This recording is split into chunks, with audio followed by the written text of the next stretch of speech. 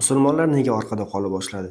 Sharqda dastlab musulmon tuzgan davlatlar qudratini cho'qqisiga chiqdi, san'at, ilm-fan va madaniyat yuksaldi. Lekin musulmon davlatlari orqada qola boshladi. Nega? Bugun shu haqida gaplashamiz. Musulmonlar asos solgan eng kuchli davlatlardan biri bu birinchi Arab xalifaligi. Arab xalifaligining poydevorini payg'ambarimiz Muhammad sallallohu alayhi vasallam o'rnatgandi. Bu davlat 632-yildan to 1258-yilga qadar mavjud bo'ldi. Bu davlatni dastlab Abu Bakr Siddiq, Umar ibn Xattob, Usmon ibn Affon, undan keyin Ali ibn Abi Tolib boshqardi.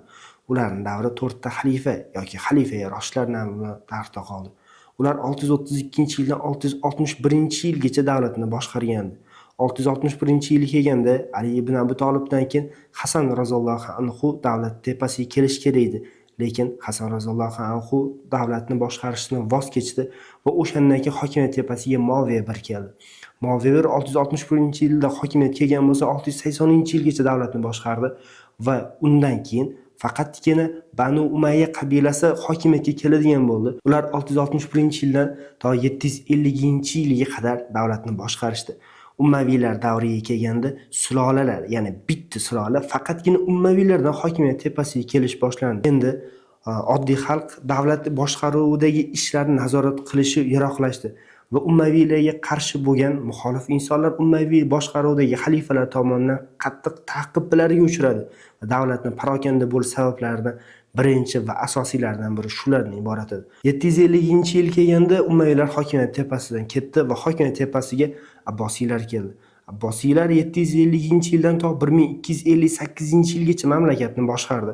Abbosiylar 750-yildan 681-yilgacha birinchi davri bo'ladigan bo'lsa, unda 10 ta xalifa o'tdi va bu yuksalish davri bo'lsa, ma'lum bir qadar undan keyin 681-yildan to 1258-yilgacha Arab xalifaligida tushish, ya'ni 27 ta xalifani orqaga tanazzulga ketish bo'ldi. Chunki o'zaro urushlar kuchayib ketdi va bekorchilik kuchayib ketdi. Abbosiylar davrida Yunon, arab va lotin tilidagi kitoblar tarjima qilindi arab tiliga. Va bu ba'zi bir insonlarni, ba'zi bir islomda toifalar chiqishiga sabab bo'ldi va musulmonlar o'rtasida o'zaro urush boshlanib ketdi. Aynan o'shandan keyin insonlar Qur'oni Karim va payg'ambarimiz sunnatlari asosida emas, endi balki falsafa asosida bir-biri bilan tortishadigan bo'ldi. Natija davlat parokandar bo'ldi. Arab xalifaligini orqaga ketishni tashqi sabablari bor. Bular 3 ta. Birinchisi salib yurushlari. Salib yurushlari 1096-yildan to 1270-yilgacha bo'ldi. 1095-yilda Fransiyaning janubidagi Klermon shahrida Papa Urban II kattagina yig'ilish o'tkazdi. Tarixda bu Klermon yig'ilishi nom bilan kirdi. Urban II aholining barcha qismini yig'di va u yaqin sharqdagi nasroniylar uchun muqaddas bo'lgan Quddus yerlarini musulmonlardan tortib nasroniylarga tortib olishni maqsad qildi. Bunga hamma bir ovozda rozi bo'ldi va urush boshlandi. Bu urushlar 1096-yildan boshlangandi. Shayx Abu Nadaviy aytadiki, bu davrgacha, ya'ni salibchilar kelgunigacha musulmonlar boshiga bundan katta qirg'in bo'lmagandi. Va ular qirg'in qilgandan keyin tabiiyki islomni qutqarish uchun Alloh azza va jalla bir yangi insonlar chiqarib qo'ydi.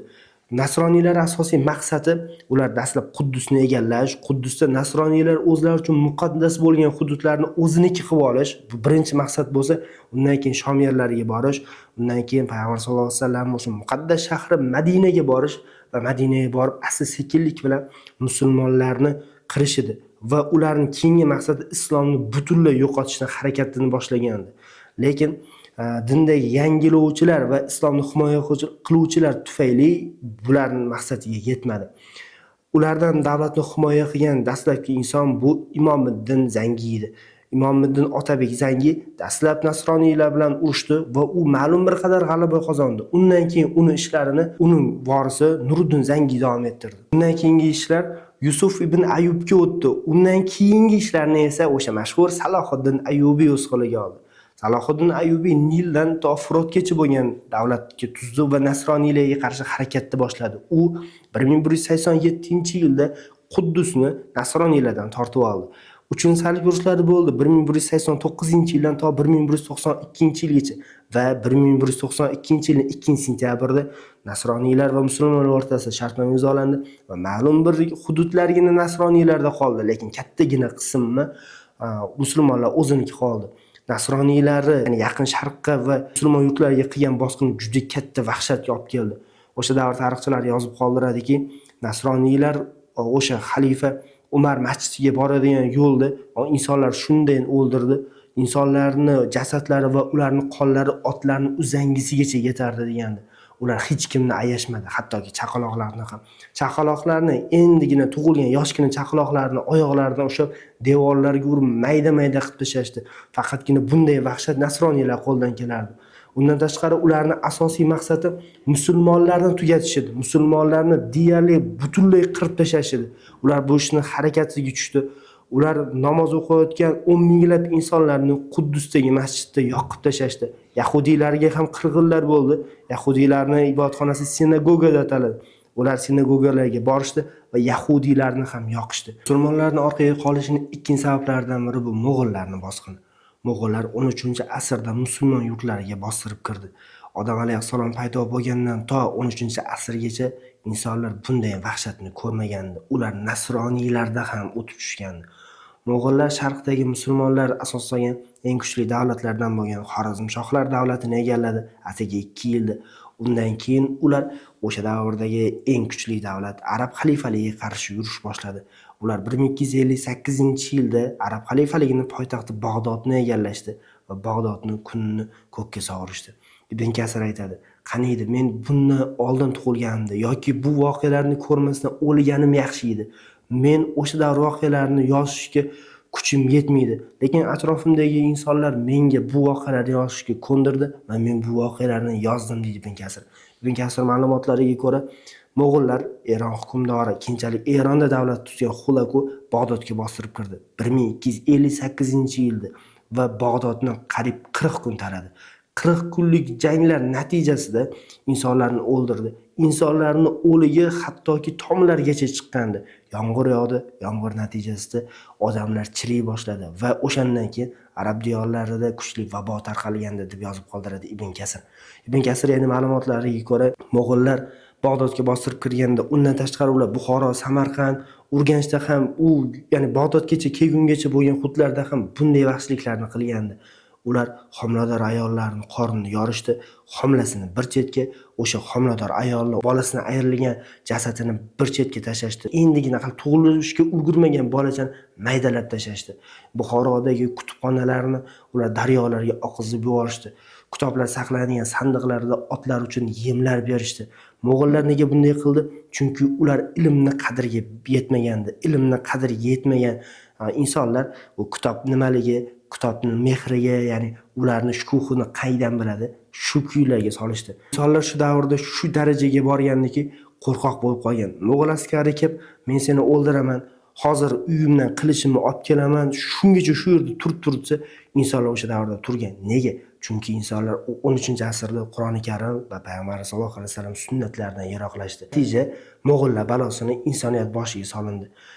İnsanlar o'sha Mo'g'ullarga qarshi kurashmaganligining yana bir sabablaridan biri ular ruhiy jihatdan Mo'g'ullarga taslim bo'lishini bilgan. Chunki ular Mo'g'ullarni qiyomatda chiqadigan Yajuj-Majujlar deb o'ylashgandi. Ibn Kasir so'zida davom etadi: "Hozirgi kungacha, ya'ni 13-asrgacha bunday dahshat ko'rilmadi. Menimcha", deydi Ibn Kasir, "to Yajuj-Majujlar chiqqungacha bunday dahshat ko'rilmasa kerak", deb ta'kidlab o'tgandi. Undan keyingi masalalar, ya'ni 1259-yilni Ramazon oyining 15-kunida Falastindagi Nublus shahri yaqinidagi aynan hududda Mo'g'ullarni g'alabali yurishlariga chek qo'yildi.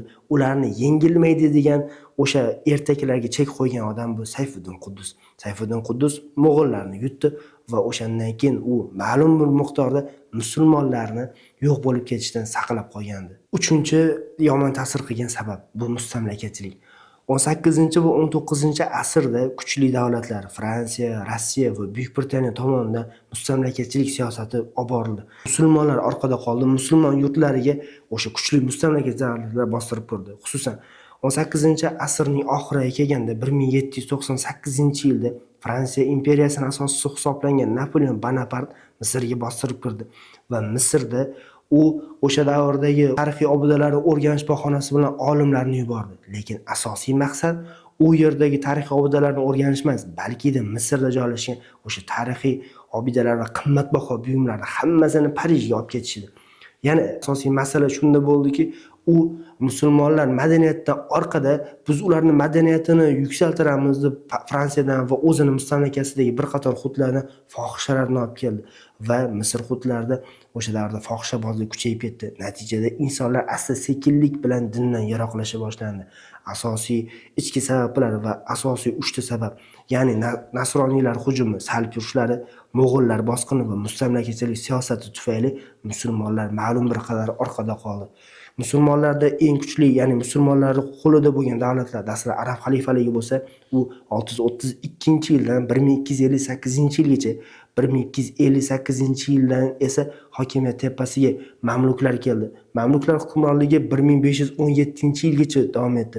1517-yildan esa to 1923-yilgacha musulmonlarni birlashtirish Usmoillar zimmasiga tushdi. 1923-yilda Usmoillar davlati tugadi va xalifalik tugadi, Turkiya respublika bo'ldi va o'shandan keyin musulmon davlatlari buyuk davlatlar o'rtasida bo'lib olindi. Endi orqada qolgan musulmonlar kimlargadir qaram bo'lib qoldi. Xususan bizning yurtlarimizda xuddi shu kuyga solingandi. Musulmonlar ma'lum bir qadar orqada qolishlarining sabablari shu edi. Manba Shayx hazratlarini Olam va odam, din va ilm degan kitobidan olindi. Bu kitobni o'qib chiqing va o'shandagi asosiy manbalarni Shayx hazratlari shulardan iboratligini ta'kidlab o'tgandi. Bu haqida sizning fikringiz qanday? Izohlar qismida yozib qoldiring. Videomizga like bosing va yaqinlaringizga tavsiya qiling. Oldindan rahmat.